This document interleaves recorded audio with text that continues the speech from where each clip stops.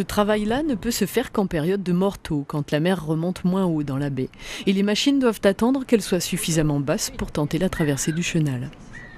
Il a fallu adapter un engin, c'est-à-dire qu'ils ont adapté une dameuse des neiges pour pouvoir aller dans la baie.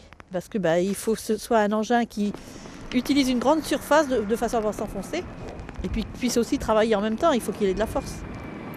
Les dameuses travaillent sur les molières, ces parties enherbées de la baie, celles qui sont baignées par les marées hautes. Ces labours très particuliers sont destinés à favoriser la repousse de la salicorne. Cette petite plante qu'on appelle aussi passe-pierre pousse tout à fait naturellement ici, mais elle aime les espaces bien dégagés. Le but, c'est de regagner en surface en remontant sur les terres, parce que ça va permettre aux graines justement de remonter en même temps. Les graines, ce sont celles des salicornes. La plante est annuelle et repousse chaque année à partir de mars ou avril. Ah, la salicorne en hiver, voilà.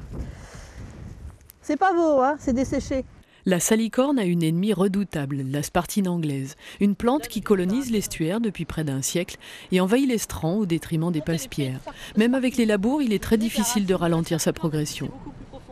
Alors non seulement elle pousse profond, mais en plus regardez toutes les ramifications qu'elle a.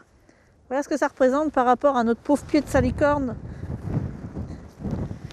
qui lui a une petite racine toute fine. Cette année, les pêcheurs à pied espèrent pouvoir ainsi travailler 32 hectares. Le financement de ces labours, ce sont en partie des crédits Natura 2000, parce que ces travaux renforcent le caractère maritime de la baie. Mais c'est aussi un bel effort collectif, un coût partagé par les 140 pêcheurs à pied qui viendront ici au printemps cueillir les passe-pierres qui font une partie de la réputation de la baie de Somme.